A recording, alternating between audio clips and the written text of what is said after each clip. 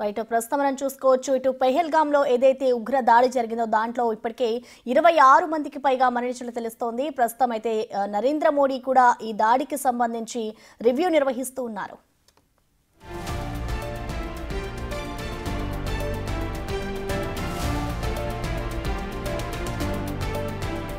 ఇక పెహల్గామ్ ఉగ్ర దాడిలో విశాఖ వాసి ఒకరు మృతి చెందారు. విశాఖకు చెందిన చంద్రమౌళిని ఉగ్రవాదులు కాల్చి చంపారు.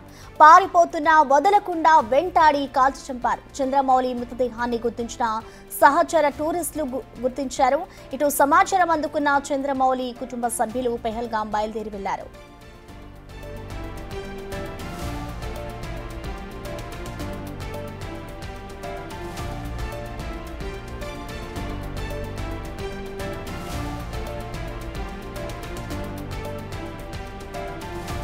రైట్ ఇక నిన్న ఏదైతే పెహల్గామ్ లో ఉగ్ర దాడి జరిగిందో ఈ దాడిలో ఇటు విశాఖ వాసి చంద్రమౌళి కూడా ఉన్నట్లుగా తెలుస్తోంది. చంద్రమౌళి ఆ దాడిలోనే మరణించారు. ప్రస్తుతం అయితే కుటుంబ సభ్యులకి సమాచారం అందిన వెంటనే కూడా ఇటు పెహల్గామ్ బయలుదేరారు. పెహల్గామ్ ఉగ్ర దాడిలో విశాఖ వాసి ఒకరు మృతి చెందారు. ఇటు విశాఖకు చెందిన చంద్రమౌళిని ఉగ్రవాదులు కాల్చి చంపారు. పారిపోతున్నా కూడా వదలకుండా వెంటాడి మరి అతన్ని కాల్చి చంపారు. ఇటు ఈ విషయాన్ని సహచర టూరిస్టులు చంద్రమౌళిని గుర్తించి ఈ విషయాన్ని ఇటు కుటుంబ సభ్యులకి తెలియజేశారు. తెలియజేసిన వెంటనే కూడా ప్రెసెంట్ అయితే ఇటు కుటుంబ సభ్యులు పెహల్గామ్ కి బయలుదేరి వెళ్లారు.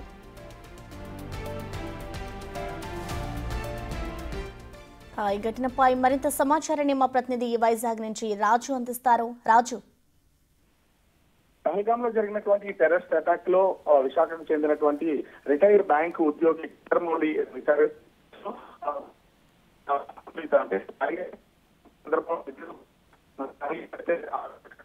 కాశ్మీర్ లో ఉన్నటువంటి వీళ్లపై జరిగిన ఈ అటాక్ లో మొత్తం ఆరుగురు బృందంగా వెళ్ళినటువంటిది అయితే ఉంది.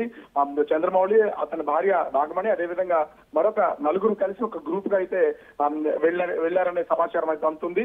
అక్కడ జరిగినటువంటి అటాక్ లో ఒక్కసారిగా కాల్పులు జరిగినటువంటి నేపథ్యంలో అందరూ చెల్లాచెదురైపోయారు. ఎవరెవరు ఎక్కడెక్కడ ఉన్నారో తెలియలేదు. పరారైపోయినటువంటి పరిస్థితి ఉంది. ఈ నేపథ్యంలో ఒక్కొక్కరు ఒక్కొక్క ప్లేస్కి వెళ్ళిపోయారని తెలుస్తుంది. అయితే ఈ కాల్పుల్లో చంద్రమౌళి అంటే చంపొద్దని ఎంత వేడుకున్నా కూడా ఎట్లా ఆలోచించకుండా పరిగెత్తించి మరీ చంపినట్లుగా తెలుస్తుంది. అతను కాల్పుల్లో మరణించారు. అయితే ఈ విషయం కుటుంబ సభ్యులకు రాత్రి 11:30 వరకు కూడా తెలిసినటువంటి పరిస్థితి అయితే లేదు. అందరూ ఒకరికొకరు మిస్ అయ్యారు అనుకుంటున్నారు. తర్వాత కాంటాక్ట్ లోకి వస్తే ఈ మిగిలినటువంటి 5గురు కూడా ఒక చోటకైతే చేరుకున్నటువంటి పరిస్థితి అయితే ఉంది.